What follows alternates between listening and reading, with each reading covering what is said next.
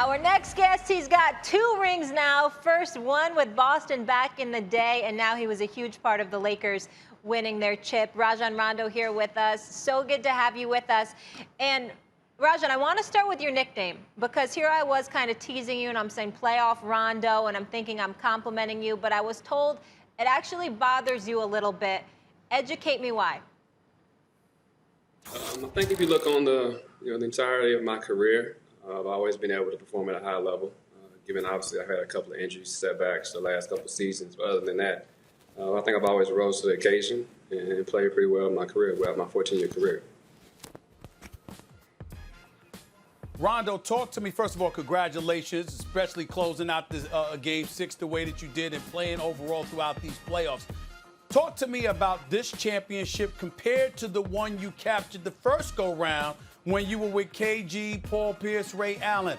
Was this one the same? Was one more special than the other?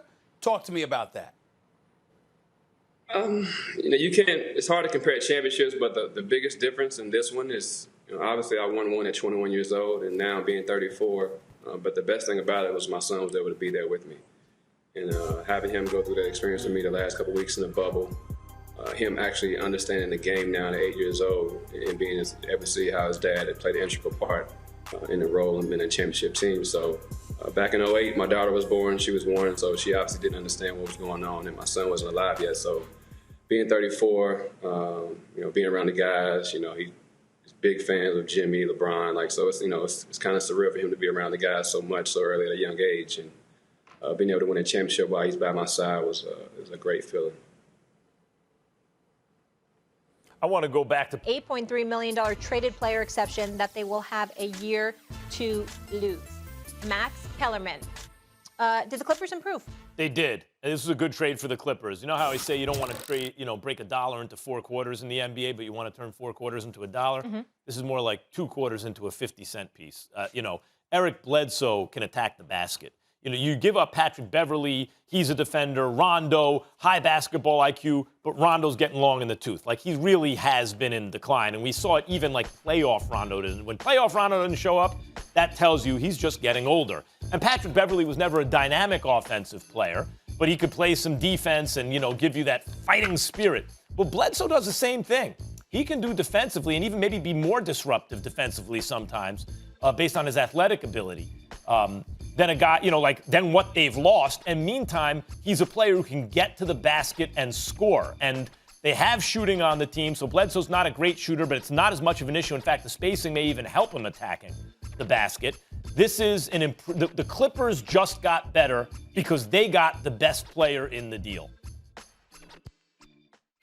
Max, I disagree with you.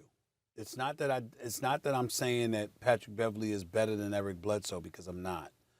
And I like Eric Bledsoe. He's not a scrub. He can play really strong as well, and he can put some points up, and I get that point. So technically speaking, you're right about him being a better player. But I got to tell you, I'd rather have Patrick Beverley come postseason. And last time I checked, the Clippers are trying to win a championship. This is what it is. The Los Angeles Clippers, a legitimate argument could be made, should be standing here today as NBA champions. If Kawhi Leonard had gone down near the end of the Utah series, a lot of people believe the Clippers would have beaten the Phoenix Suns. And I'm not ruling that out. Not with Kawhi and Paul George playing the way that he was playing. With Kawhi averaging 30 on 57% shooting from the field and 39% from three-point range before he went down. But then when you take into account, the energizer bunny that Patrick Beverley was, his ability to defend, and he actually was hitting some key, not in abundance, but he was hitting some key pivotal shots. End of the Utah series, obviously a couple of games against Phoenix. I just look at it from the standpoint that being the professional Hall of Fame pest that he is, somebody that doesn't just goes out there and plays, but really, really tries to get into your head. I don't see that in Eric Bledsoe. I see a guy that just goes out there and plays hard. He doesn't cheat you. He's got game. He can play. But he's not somebody that's an energizer bunny that provides that kind of spark. And I think that come postseason time, particularly when you look at the Western Conference, I think those kind of intangibles are things that you need to get you over the hump.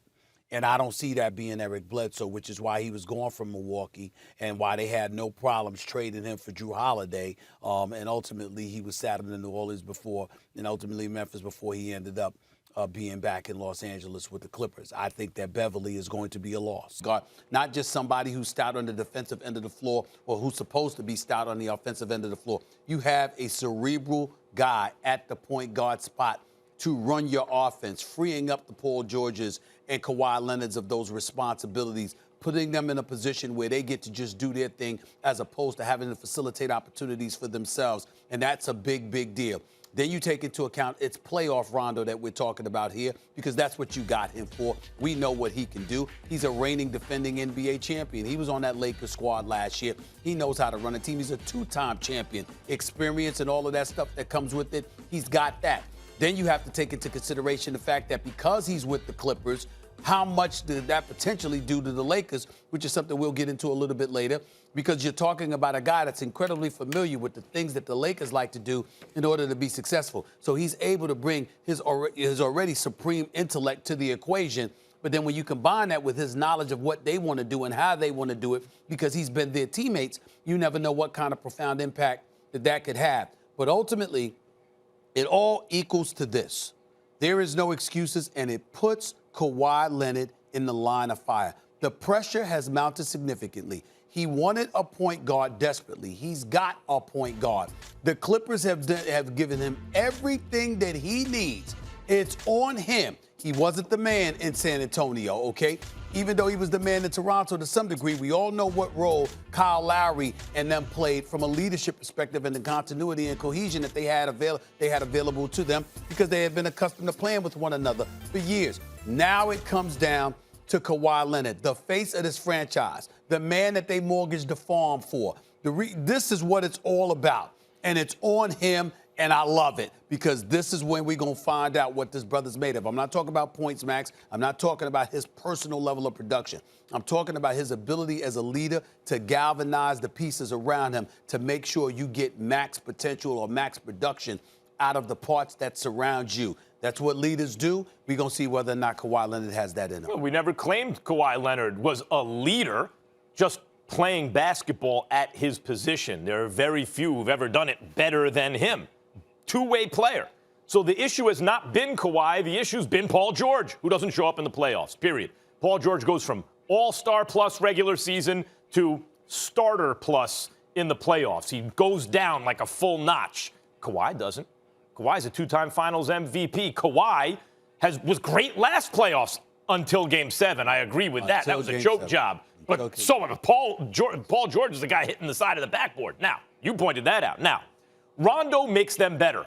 I wouldn't say no excuses better. I would say better because they had to give up Lou Williams to get him. And it's too bad for the Clippers because the Clippers wanted to add Rondo in the offseason, but they couldn't make it work because Rondo wanted to go get paid. Of course, you want to go get your money. He got it. But now, in order to bring him in, they had to exchange a piece. In the regular season, Lou Williams better than Rondo. And it's not like Lou Williams can't play under pressure. It's just that what this team needed, they're playing Kawhi sort of as a point forward. That's not really him. He's gotten much better at it, even this year than last year than the year before. He's gotten much better at it. But that's not him naturally. They needed a floor general who can organize their offense and a guy who can help Paul George when it matters most in the playoffs. They got that in Rondo, but they gave up one of the best sixth men ever. I mean, who perennially is in running for sixth man of the year in the history of the game as much as Lou Williams? They had to give that up. Mm-hmm. They got marginally better. Mm-hmm. Now, marginally better might be enough because they were knocking at the door as is. Mm-hmm. But let's not make it like, oh, now they got Rondo. They didn't have to give anything up. No excuses. Kawhi, he ain't there because Kawhi needs an excuse. He's there to help out the offense. And if anyone needs help on that team under pressure, it ain't Kawhi, it's Paul George.